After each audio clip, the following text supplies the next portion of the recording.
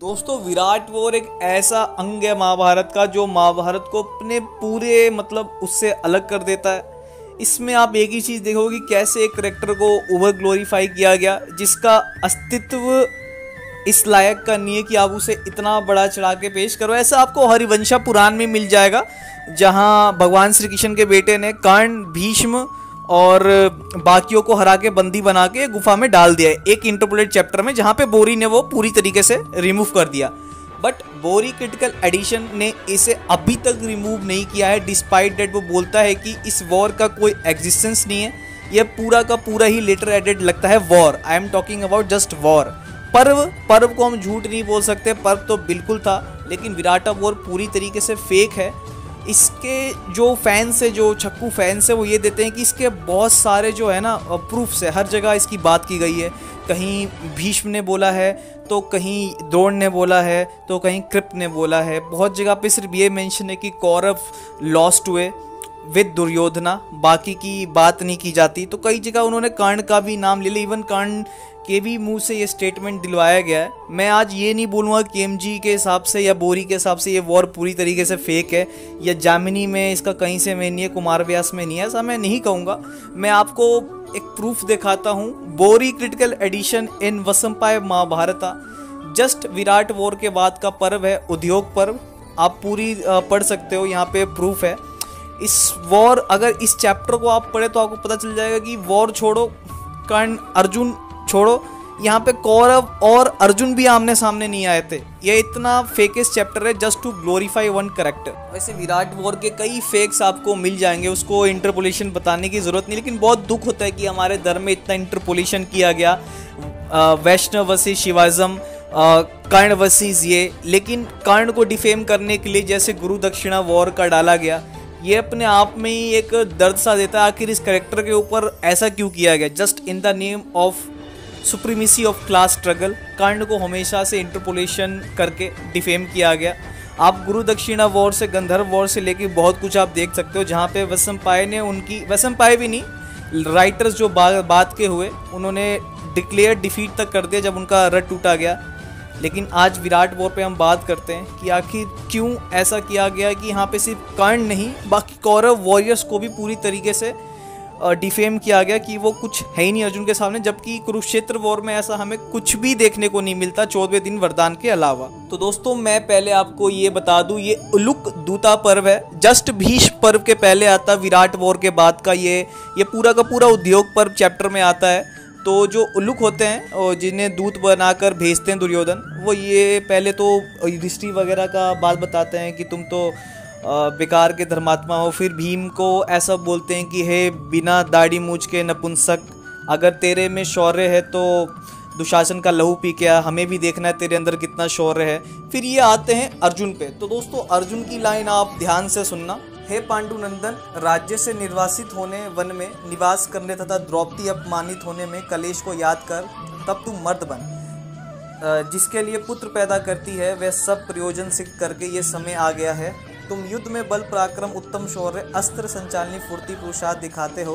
अपने बढ़े हुए क्रोध को शांत कर लो। जिसे नाना प्रकार कलेश दिया गया हो, दीर्घकाल के लिए राज्य से निर्वासित किया गया हो तथा जिसके राज्य से वंचित होकर दिन भान से जीवन बिताना पड़ा हो, ऐसे किन स्वाभिमानी पुरुष का हृदय विदीर्ण ना हो जाएगा? जो उत्तम कुल में उत्पन्न शूरवीर तथा पराये धन के प्रति लोभी ना रखने वाला हो, उसके राज्य की कोई दबाव बैठा हो तो वो किस प्रकार का वीर हो सकता है?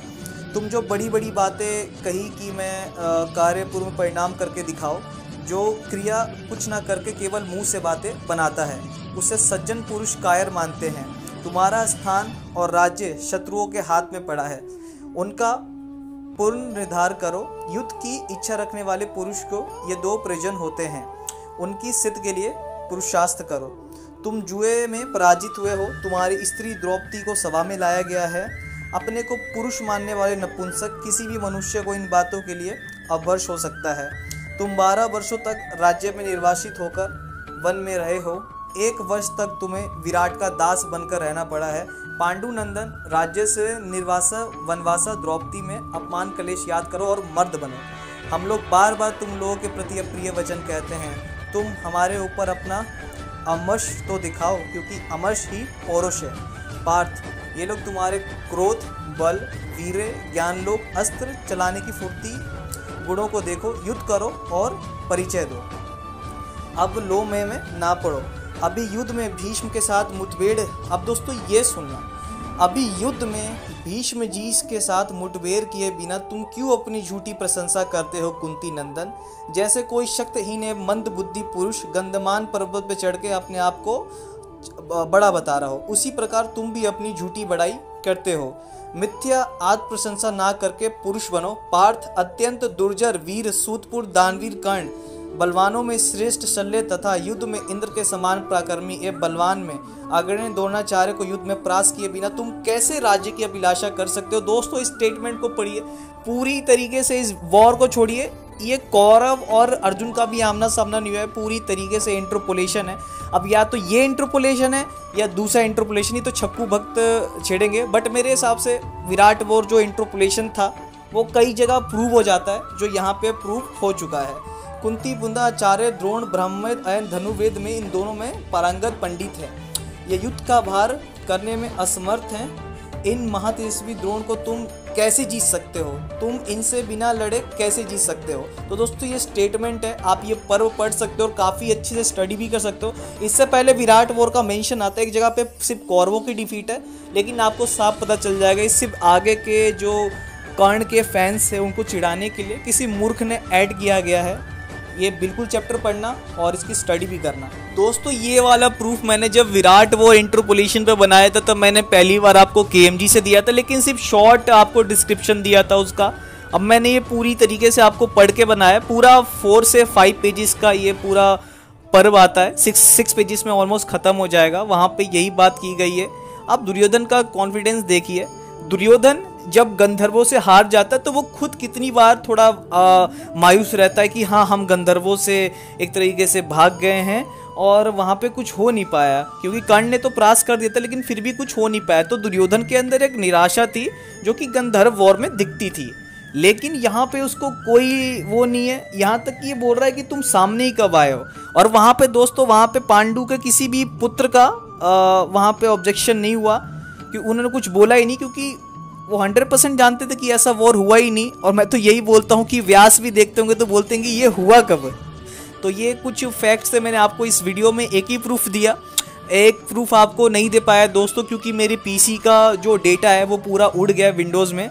वहाँ पे आपको एक 2 ऑथर्स का आपको कन्वर्सेशन देने वाला था, जहाँ पे उन्होंने बोला कि या तो विराट वॉर रियल है या कुरुक्षेत्र वॉर रियल है, और एक पूरी तरीके से विराट वॉर को फेक बोल रहा है। जितने भी राइटर्स, जितने भी ऑथर्स हुए, उन्होंने कर्ण पर्व के किसी भी उसको फेक नहीं कहा है, लेकिन हाँ विराट वॉर पे ऑब्जेक्शन लाते रहे, क्योंकि ये पूरी तरीके से लेटर एडिट टेक्स्ट है।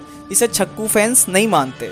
छक्कू फैंस को अगर मानना होता, जो कर्ण का जो लास्ट वॉर है आप पढ़ सकते हो, वो कितने अच्छी तरीके से डिस्क्रिप्शन दिया गया है कि ये दोनों लगभग पहली बार ही आमने सामने आ रहे हैं रणभूमि और द्रौपदी स्वयंवर के बाद। वहाँ पे साफ साफ लग रहा है कि या कर्ण ज़्यादा महान है और कर्ण ही पहली बार लड़ने जा रहा है, और ऐसा हमें दिखता भी है। अर्जुन का वहाँ पे कॉन्फिडेंस लो रहता है और वो डर रहा होता है, उसके शरीर से पसीना आ रहा होता है कि मैं ऐसा करूँगा कैसे। तो ये सब फैक्ट्स आपको बहुत बार हम दे चुके हैं। लाइक उसको गीता ज्ञान की जरूरत पड़ी, बट उसने विराट वॉर में सबको छेद दिया। तो ये पूरी तरीके से इंटरप्रेटेड और फेक चैप्टर है, आप स्टडी कीजिए। और बहुत दुख होता है कि हमारे सनातन धर्म में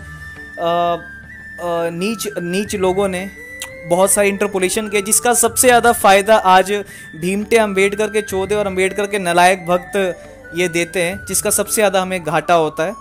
लेकिन कोई नहीं दोस्तों, जय श्री राम, और हमको इसको सही करना है। और जय दानवीर कर्ण।